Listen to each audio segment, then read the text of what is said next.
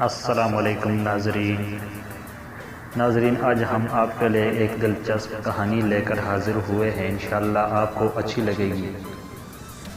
ہم آپ کو ایک کسان کی کہانی سناتے ہیں۔ کیا آپ کو معلوم ہے کہ کسان کیسے کہتے ہیں؟ یہ تو آپ سب جانتے ہوں گے کہ اللہ پاک ہمارے لیے کھانے پینے کی ساری چیزیں، چاول، گندم، دالیں وغیرہ اور سارے پھل، سیب، آم وغیرہ زمین سے اگاتے ہیں۔ زمین کو کھودا جاتا ہے اور اس میں بیج ڈالے جاتے ہیں، پھر اللہ تعالیٰ اس میں سے اناج اور پھل اگاتے ہیں۔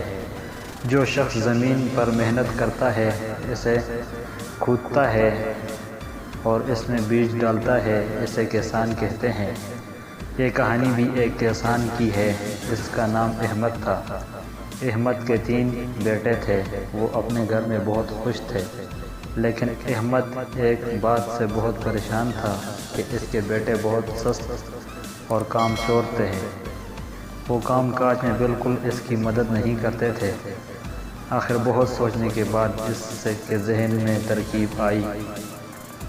اس نے اپنے بیٹوں کو جمع کیا اور ان سے کہا کہ پیارے بیٹو، ہماری زمین کے اندر خزانہ چھپا ہوا ہے اور میں اسے نکالنا چاہتا ہوں، لیکن میں بوڑھا ہو گیا ہوں اور اکیلا کام نہیں کر سکتا۔ اس لیے اگر تم میرے ساتھ دو تو ہم یہ کام مل کر لیں۔ سارے بیٹے خزانے کی تلاش پر راضی ہو گئے اور انہوں نے زمین کو کھودنا شروع کر دیا، لیکن ان کو خزانہ نہ ملا۔ انہیں یہ دیکھ کر بہت غصہ آیا کہ ان کے والد نے ان سے جھوٹ کہا۔ انہوں نے اپنے والد سے شکایت کی تو ان کے والد نے کہا کہ میرے پیارے بیٹو، میں جھوٹ کیسے بول سکتا ہوں؟ جھوٹ بولنا تو بہت بری اور گندی عادت ہے، اور مسلمان تو کبھی جھوٹا نہیں ہوتا۔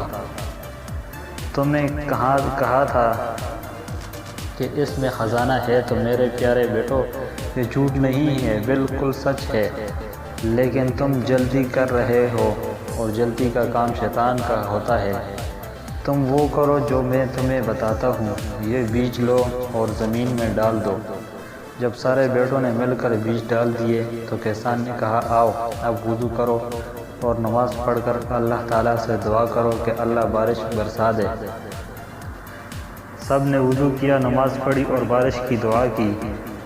اللہ نے ان کی دعا قبول کی اور خوب بارش ہوئی اور کچھ ہی دنوں میں زمین میں پودے اگنے شروع ہو گئے۔ کسان نے اپنے بیٹوں سے کہا دیکھو یہ ہے وہ خزانہ جس کا میں نے تم سے کہا تھا کہ جب بھی کوئی شخص محنت کرتا ہے تو اس کا پھل اس کو ضرور ملتا ہے۔